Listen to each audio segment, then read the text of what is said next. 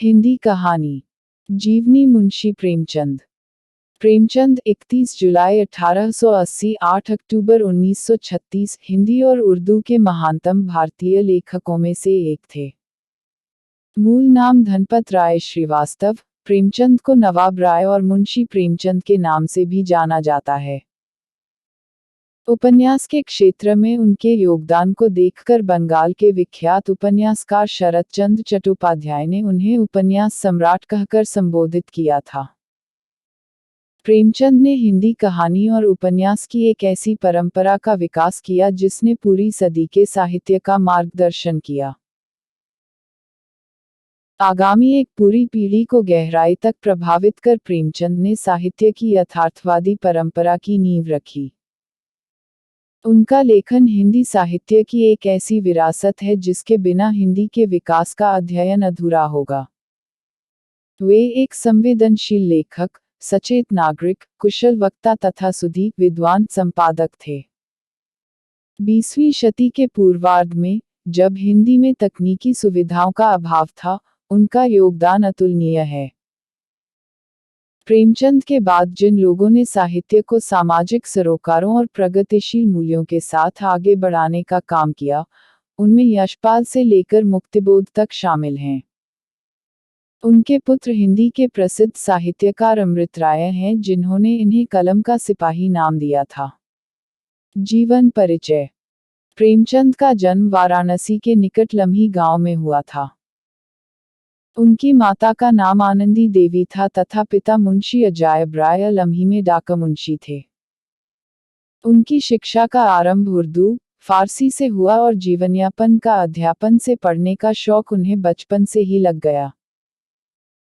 13 साल की उम्र में ही उन्होंने तिलिस्म होशरुबा पढ़ लिया और उन्होंने उर्दू के मशहूर रचनाकार रत्ननाथ, शरसार, मिर्जा हादी रुस्वा और मौलाना शरर के उपन्यासों से परिचय प्राप्त कर लिया।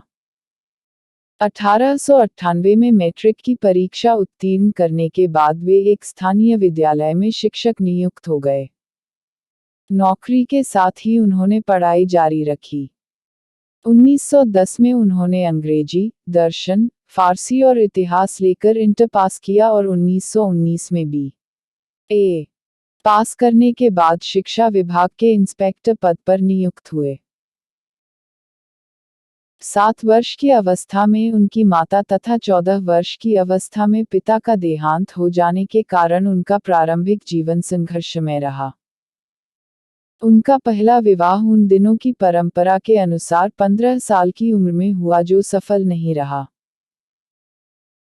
वे आर्य समाज से प्रभावित रहे जो उस समय का बहुत बड़ा धार्मिक और सामाजिक आंदोलन था। उन्होंने विधवा विवाह का समर्थन किया और 1906 में दूसरा विवाह अपनी प्रगतिशील परंपरा के अनुरूप बाल विधवा शिवरानी देवी से किया। उनकी 3 संतानें हुई श्रीपत राय, अमृत राय और कमला देवी श्रीवास्तव। 1910 में उनकी रचना सोजे वतन राष्ट्र का विलाप के लिए हमीरपुर के जिला कलेक्टर ने तलब किया और उन पर जनता को भड़काने का आरोप लगाया। सोजे वतन की सभी प्रतियां जब्त कर नष्ट कर दी गईं। कलेक्टर ने नवाब राय को हिदायत दी कि अब वे कुछ भी नहीं लिखेंगे, यदि लिखा तो जेल भेज दिया जाएगा। इस समय तक प्रेमचंद धनपत राय नाम से लिखते थे। उर्दू में प्रकाशित होने वाली ज़माना पत्रिका के संपादक और उनके अजीज दोस्त मुंशी दयानारायण निगम ने उन्हें प्रेमचंद नाम से लिखने की सलाह दी। इसके बाद वे प्रेमचंद के नाम से लिखने लगे। उन्होंने आरंभिक लेखन ज़माना पत्रिका में ही किया। जीवन के अंतिम दिनों में वे गंभीर रूप से बीमार पड़े। उनका उपन्यास मंगलसूत्र पूरा नहीं हो सका और लंबी बीमारी के बाद 8 अक्टूबर 1936 को उनका निधन हो गया। उनका अंतिम उपन्यास मंगलसूत्र उनके पुत्र अमृत ने पूरा किया। कार्यक्षेत्र। प्रेमचंद आधुनिक हिंदी कहानी के पितामह और उपन्यास सम्राट माने जाते हैं। यूं तो उनके साहित्यिक जीवन का आरंभ 1901 से हो चुका था, पर उनकी पहली हिंदी कहानी सरस्वती पत्रिका के दिसंबर अंक में 1915 में सौंत नाम से प्रकाशित हुई और 1936 में अंतिम कहानी कफन नाम से प्रकाशित हुई। 20 वर्षों की इस अवधि में उनकी कहानियों के अनेक रंग देखने को मिलते हैं। उनसे पहले हिंदी में काल्पनिक, एआरी और पौराणिक धार्मिक रचनाएं ही की जाती थी। प्रेमचंद ने हिंदी में यथार्थवाद की शुरुआत की। भारतीय साहित्य का बहुत सा विमर्श जो बाद में प्रमुखता से उभरा, चाहे वह दलित साहित्य हो या नारी साहित्य, उसकी जड़ें कहीं गहरे प्रेमचंद के साहित्य में दिखाई देती हैं। प्रेमचंद के लेख, पहली रचना के अनुसार उनकी पहली रचना अपने मामा पर लिखा व्यंग्य थी, जो अब अनुपलब्ध है। उनका पहला उपलब्ध लेखन उनका उर्दू उपन्यास असरारे माबिद है। प्रेमचंद का दूसरा उपन्यास हम खुरमा व हम अस्वाब, जिसका हिंदी रूपांतरण प्रेमा नाम से 1907 में प्रकाशित हुआ। इसके बाद प्रेमचंद का पहला कहानी संग्रह सोजे वतन नाम से आया, जो 1908 में प्रकाशित हुआ।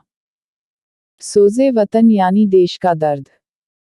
देशभक्ति की भावना से उत्प्रोत होने के कारण इस पर अंग्रेजी सरकार ने रोक लगा दी और इसके लेखक को भविष्य में इस तरह का लेखन न करने की चेतावनी दी। इसके कारण उन्हें नाम बदलकर लिखना पड़ा। प्रेमचंद नाम से उनकी पहली कहानी बड़े घर की बेटी जमाना पत्रिका के दिसंबर 1910 के अंक में प्रकाशित हुई। मरणोपरांत उनकी कहानियां मानसरोवर नाम से 8 खंडों में प्रकाशित हुई। कथा सम्राट प्रेमचंद का कहना था कि साहित्यकार देशभक्ति और राजनीति के पीछे चलने वाली सच्चाई नहीं, बल्कि उसके आगे मशाल दिखाती हुई चलने वाली सच्चाई है। यह बात उनके साहित्य में उजागर हुई है। 1921 में उन्होंने महात्मा गांधी के आह्वान पर अपनी नौकरी छोड़ दी। कुछ महीने मर्यादा पत्रिका का संपादन भार संभाला। 6 साल तक माधुरी नामक पत्रिका का संपादन किया। 1930 में बनारस से अपना मासिक पत्र हंस शुरू किया और 1932 के आरंभ में जागरण नामक एक साप्ताहिक और निकाला। उन्होंने लखनऊ में 1936 में अखिल भारतीय प्रगतिशील लेखक संघ के सम्मेलन की अध्यक्षता की। उन्होंने मोहन दयाराम भवनानी की अजंता सिनेटोन कंपनी में कहानी लेखक की नौकरी भी की। 1934 में प्रदर्शित मजदूर नामक फिल्म की कथा लिखी और कॉन्ट्रैक्ट की साल भर की अवधि पूरी किए बिना ही 2 महीने का वेतन छोड़कर बनारस भाग आए, क्योंकि बंबई, आधुनिक मुंबई का और उससे भी ज्यादा वहां की फिल्मी दुनिया का हवा पानी उन्हें रास नहीं आया। उन्होंने मूल रूप से हिंदी में 1915 से कहानियां लिखना और 1918 सेवा सदन से उपन्यास लिखना शुरू किया। प्रेमचंद ने कुल करीब 300 कहानियां, लगभग 1 दर्जन उपन्यास और कई लेख लिखे। उन्होंने कुछ नाटक भी लिखे और कुछ अनुवाद कार्य भी किया। प्रेमचंद के कई साहित्यिक कृतियों का अंग्रेजी, रूसी, जर्मन सहित अनेक भाषाओं में अनुवाद हुआ। गोदान उनकी कालजयी रचना है। कफन उनकी अंतिम कहानी मानी जाती है। उन्होंने हिंदी और उर्दू में पूरे अधिकार से लिखा। उनकी अधिकांश रचनाएं मूल रूप से उर्दू में लिखी गई हैं, लेकिन उनका प्रकाशन हिंदी में पहले हुआ। 33 वर्षों के रचनात्मक जीवन में वे साहित्य की ऐसी विरासत सौंप गए जो गुणों की दृष्टि से अमूल्य है और आकार की दृष्टि से असीमित। कृतियां। प्रेमचंद की रचना दृष्टि विभिन्न साहित्य रूपों में प्रवृत्त हुई। बहुमुखी प्रतिभा संपन्न प्रेमचंद ने उपन्यास, कहानी, नाटक, समीक्षा, लेख, संपादकीय, संस्मरण आदि अनेक विधाओं में साहित्य की सृष्टि की। प्रमुखतः उनकी ख्याति कथाकार के तौर पर हुई और अपने जीवन काल में ही वे उपन्यास सम्राट की उपाधि से सम्मानित हुए। उन्होंने कुल 15 उपन्यास, 300 से कुछ अधिक कहानियां, 3 नाटक, 10 अनुवाद, 7 बाल पुस्तकें तथा हजारों पृष्ठों के लेख, संपादकीय, भाषण, भूमिका, पत्र आदि की रचना की, लेकिन जो यश और प्रतिष्ठा उन्हें उपन्यास और कहानियों से प्राप्त हुई, वह अन्य विधाओं से प्राप्त न हो सकी। यह स्थिति हिंदी और उर्दू भाषा दोनों में समान रूप से दिखाई देती है। उपन्यास। प्रेमचंद के उपन्यास न केवल हिंदी उपन्यास साहित्य में बल्कि संपूर्ण भारतीय साहित्य में मील के पत्थर हैं। प्रेमचंद कथा साहित्य में उनके उपन्यासकार का आरंभ पहले होता है। उनका पहला उर्दू उपन्यास अपूर्ण असरारे माबिद उर्फ देवस्थान रहस्य, उर्दू साप्ताहिक आवाज़-ए-खल्क में 8 अक्टूबर 1903 से 1 फरवरी 1905 तक धारावाहिक रूप में प्रकाशित हुआ। उनका दूसरा उपन्यास हमखुरमा व हमअस्वाब, जिसका हिंदी रूपांतरण प्रेमा नाम से 1907 में प्रकाशित हुआ।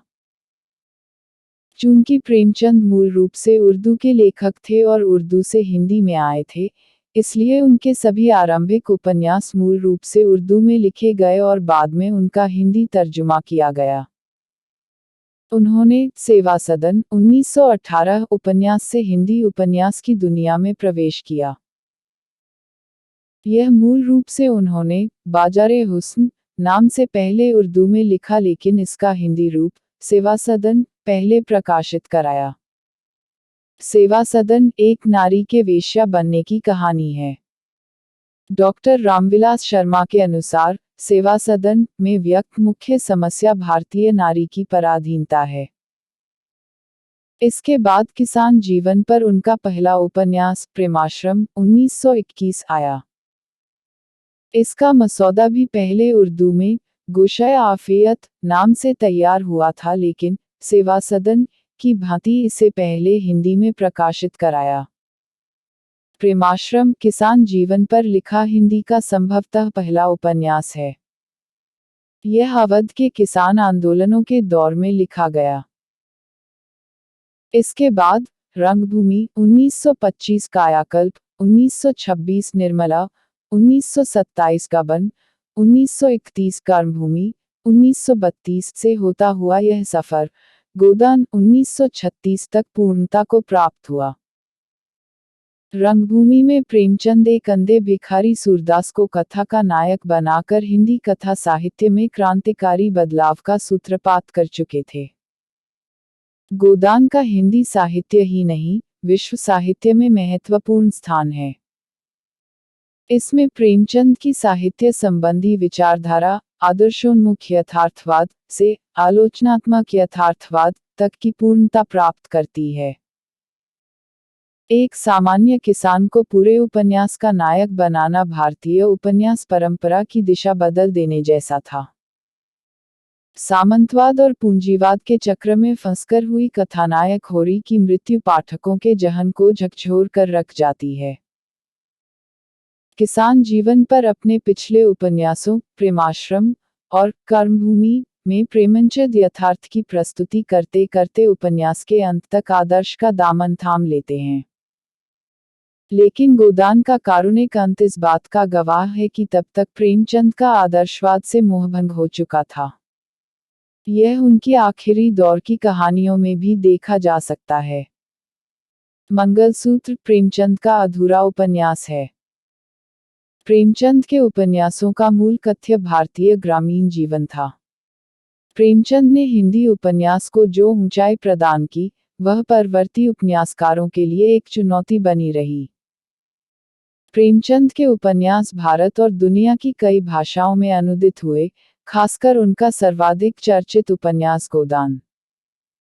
असरारे माबिद उर्फ देवस्थान रहस्य, उर्दू साप्ताहिक आवाज़-ए-खल्क में 8 अक्टूबर 1903 से 1 फरवरी 1905 तक प्रकाशित। सेवा सदन 1918, प्रेमाश्रम 1922, रंगभूमि 1925, निर्मला 1925, कायाकल्प 1927, गबन 1928, कर्मभूमि 1932, गोदान 1936, मंगलसूत्र अपूर्ण प्रतिज्ञा, प्रेमा, रंगभूमि, मनोरमा, वरदान। कहानी। उनकी अधिकतर कहानियों में निम्न व मध्यम वर्ग का चित्रण है।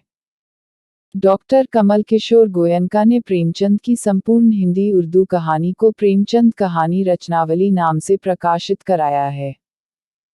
उनके अनुसार प्रेमचंद ने कुल 301 कहानियां लिखी हैं, जिनमें 3 अभी अप्राप्य हैं।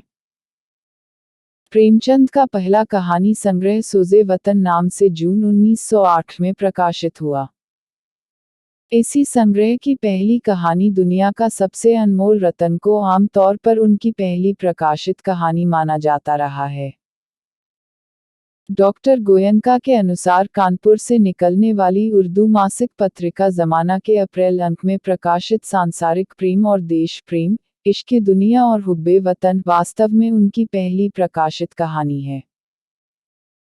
उनके जीवन काल में कुल 9 कहानी संग्रह प्रकाशित हुए। सोजे वतन, सप्त सरोज, नवनिधि, प्रेम पूर्णिमा, प्रेम पचीसी, प्रेम प्रतिमा, प्रेम द्वादशी, समर यात्रा, मानसरोवर, भाग 1 व 2 और कफन।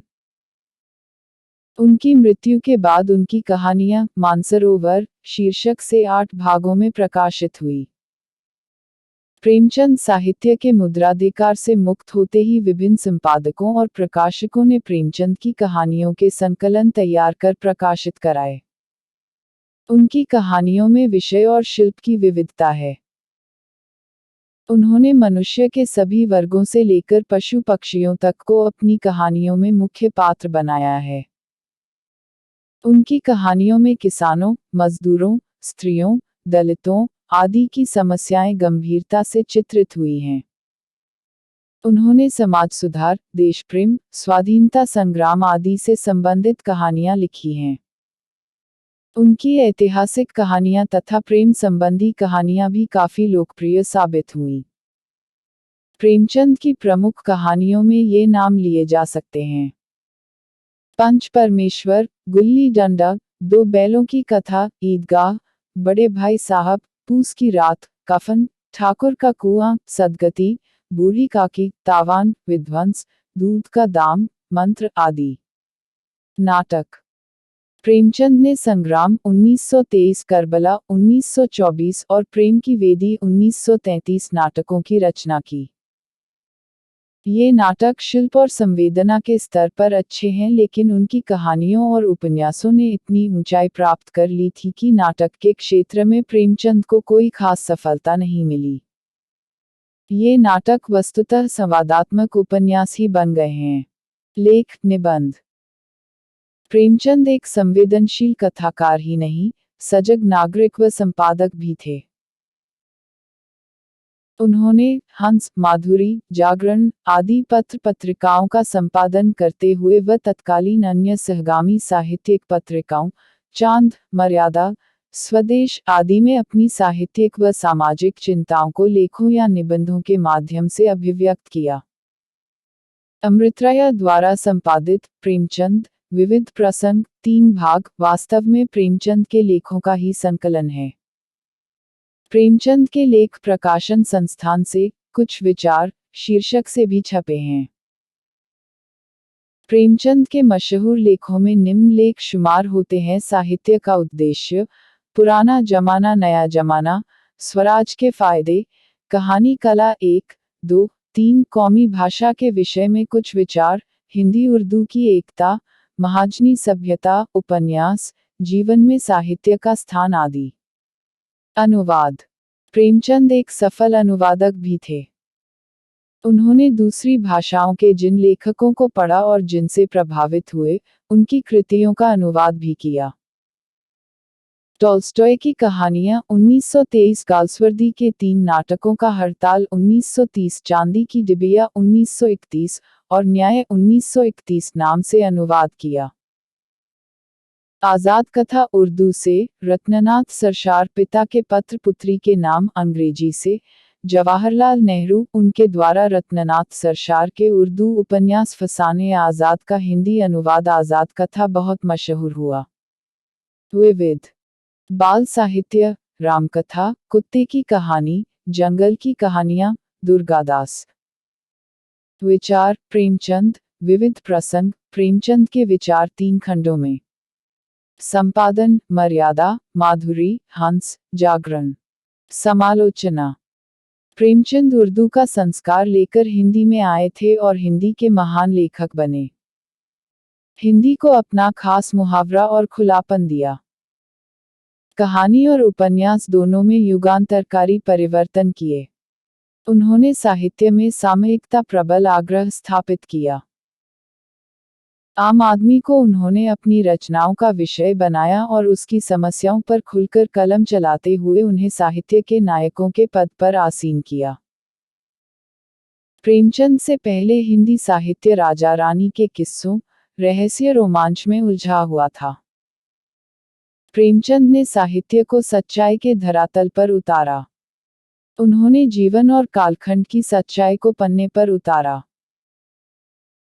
वे सांप्रदायिकता, भ्रष्टाचार, जमींदारी, कर्जखोरी, गरीबी, उपनिवेशवाद पर आजीवन लिखते रहे। प्रेमचंद की ज्यादातर रचनाएं उनकी ही गरीबी और दयनीयता की कहानी कहती है। ये भी गलत नहीं है कि वे आम भारतीय के रचनाकार थे। उनकी रचनाओं में वे नायक हुए, जिसे भारतीय समाज अछूत और घृणित समझा था। उन्होंने सरल, सहज और आम बोलचाल की भाषा का उपयोग किया और अपने प्रगतिशील विचारों को दृढ़ता से तर्क देते हुए समाज के सामने प्रस्तुत किया। 1936 में प्रगतिशील लेखक संघ के पहले सम्मेलन की अध्यक्षता करते हुए उन्होंने कहा कि लेखक स्वभाव से प्रगतिशील होता है और जो ऐसा नहीं है वह लेखक नहीं है। प्रेमचंद हिंदी साहित्य के युग प्रवर्तक हैं। उन्होंने हिंदी कहानी में आदर्शोन्मुख यथार्थवाद की एक नई परंपरा शुरू की। प्रेमचंद के जीवन संबंधी विवाद। इतने महान रचनाकार होने के बावजूद प्रेमचंद का जीवन आरोपों से मुक्त नहीं है। प्रेमचंद के अध्येता कमल किशोर गोयनका ने अपनी पुस्तक प्रेमचंद, अध्ययन की नई दिशाएं में प्रेमचंद के जीवन पर कुछ आरोप लगाकर उनके साहित्य का महत्व कम करने की कोशिश की। प्रेमचंद पर लगे मुख्य आरोप हैं प्रेमचंद ने अपनी पहली पत्नी को बिना वजह छोड़ा और दूसरे विवाह के बाद भी उनके अन्य किसी महिला से संबंध रहे, जैसा कि शिवरानी देवी ने प्रेमचंद घर में उद्धृत किया है। प्रेमचंद ने जागरण विवाद में विनोदशंकर व्यास के साथ धोखा किया। प्रेमचंद ने अपनी प्रेस के वरिष्ठ कर्मचारी प्रवासीलाल वर्मा के साथ धोखाधड़ी की। प्रेमचंद की प्रेस में मजदूरों ने हड़ताल की। प्रेमचंद ने अपनी बेटी के बीमार होने पर झाड़ फूंक का सहारा लिया आदि।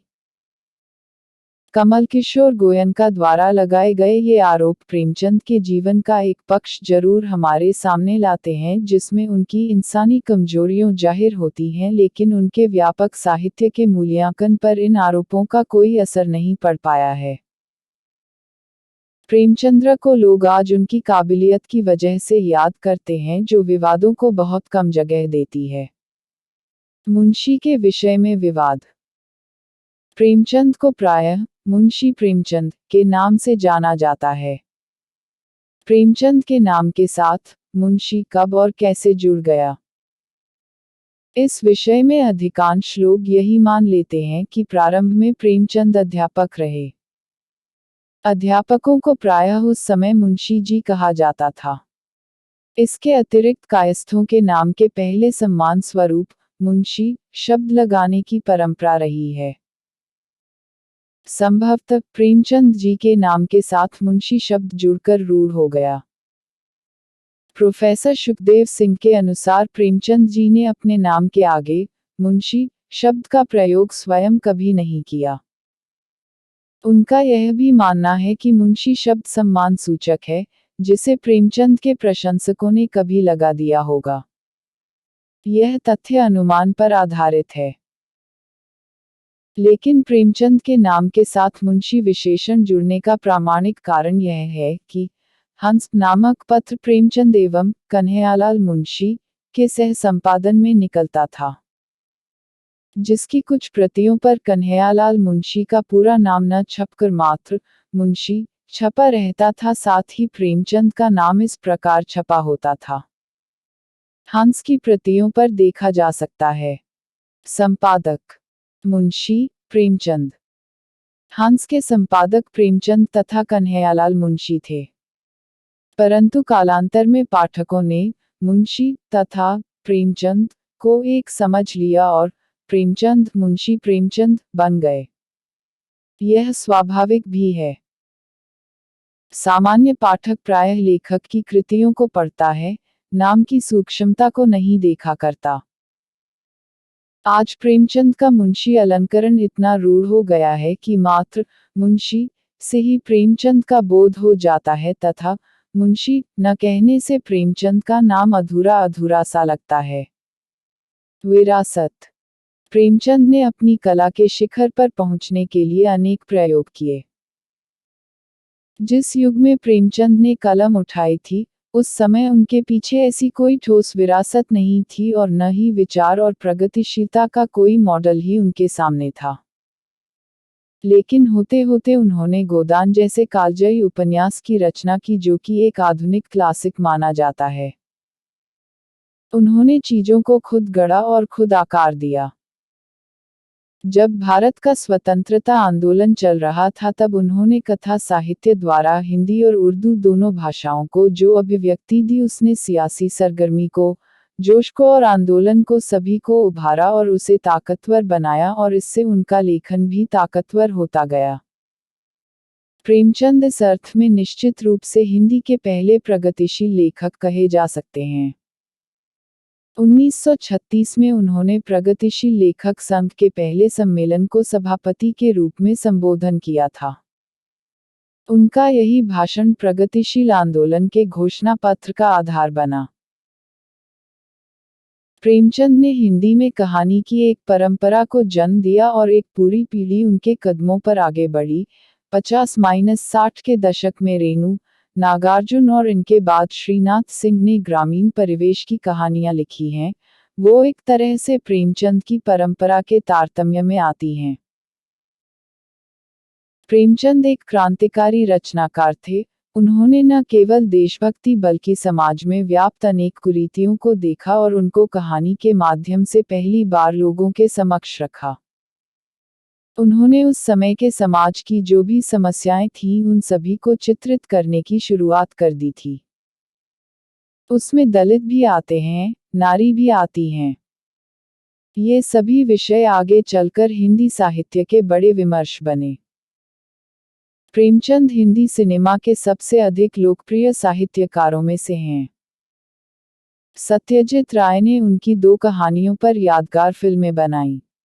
1977 में शतरंज के खिलाड़ी और 1981 में सदगति।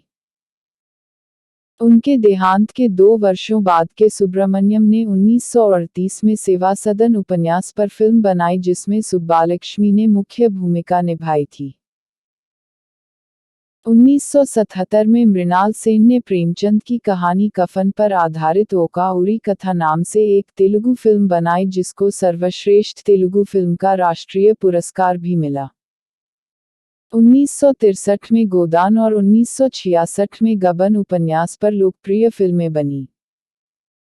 1980 में उनके उपन्यास पर बना टीवी धारावाहिक निर्मला भी बहुत लोकप्रिय हुआ था। प्रेमचंद संबंधी नए अध्ययन। हिंदी साहित्य व आलोचना में प्रेमचंद को प्रतिष्ठित करने का श्रेय डॉक्टर रामविलास शर्मा को दिया जाता है, परंतु यह एक गलत धारणा है। दरअसल एक कहानीकार और उपन्यासकार के रूप में प्रेमचंद की लोकप्रियता उनके जीवन काल में ही इतनी ज्यादा थी कि उन्हें उपन्यास सम्राट कहा जाने लगा था। प्रेमचंद को स्थापित करने वाले उनके पाठक थे, आलोचक नहीं। प्रेमचंद के पत्रों को सहेजने का काम अमृत राय और मदनगोपाल ने किया। प्रेमचंद पर हुए नए अध्ययनों में कमल किशोर गोयनका और डॉक्टर धर्मवीर का नाम उल्लेखनीय है। कमल किशोर गोयनका ने प्रेमचंद के जीवन के कमजोर पक्षों को उजागर करने के साथ साथ प्रेमचंद का अप्राप्य साहित्य 2 भाग व प्रेमचंद विश्वकोश 2 भाग का संपादन भी किया है। डॉक्टर धर्मवीर ने दलित दृष्टि से प्रेमचंद साहित्य का मूल्यांकन करते हुए प्रेमचंद सामंत का मुंशी व प्रेमचंद की नीली आंखें नाम से पुस्तकें लिखी हैं। पुरस्कार व सम्मान। प्रेमचंद की स्मृति में भारतीय डाकतार विभाग की ओर से 31 जुलाई 1980 को उनकी जन्मशती के अवसर पर 30 पैसे मूल्य का एक डाक टिकट जारी किया गया। गोरखपुर के जिस स्कूल में वे शिक्षक थे, वहां प्रेमचंद साहित्य संस्थान की स्थापना की गई है। इसके बरामदे में एक भित्तिलेख है जिसका चित्र दाहिनी ओर दिया गया है। यहाँ उनसे संबंधित वस्तुओं का एक संग्रहालय भी है, जहाँ उनकी एक वक्ष प्रतिमा भी है। प्रेमचंद की 125वीं सालगिरह पर सरकार की ओर से घोषणा की गई कि वाराणसी से लगे इस गांव में प्रेमचंद के नाम पर एक स्मारक तथा शोध एवं अध्ययन संस्थान बनाया जाएगा। प्रेमचंद की पत्नी शिवरानी देवी ने प्रेमचंद घर में नाम से उनकी जीवनी लिखी और उनके व्यक्तित्व के उस हिस्से को उजागर किया है जिससे लोग अनभिज्ञ थे। यह पुस्तक 1944 में पहली बार प्रकाशित हुई थी, लेकिन साहित्य के क्षेत्र में इसके महत्व का अंदाजा इसी बात से लगाया जा सकता है कि इसे दोबारा 2005 में संशोधित करके प्रकाशित की गई। इस काम को उनके ही नाती प्रबोध कुमार ने अंजाम दिया। इसका अंग्रेजी व हसन मंजर का किया हुआ उर्दू अनुवाद भी प्रकाशित हुआ। उनके ही बेटे अमृत राय ने कलम का सिपाही नाम से पिता की जीवनी लिखी है।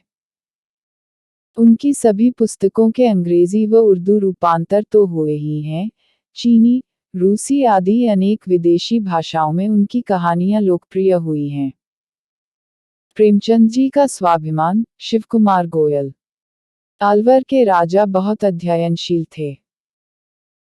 प्राचीन कथाओं के साथ साथ वह वर्तमान समय के प्रख्यात लेखकों की कहानियां, कविताएं तथा उपन्यासों का अध्ययन किया करते थे।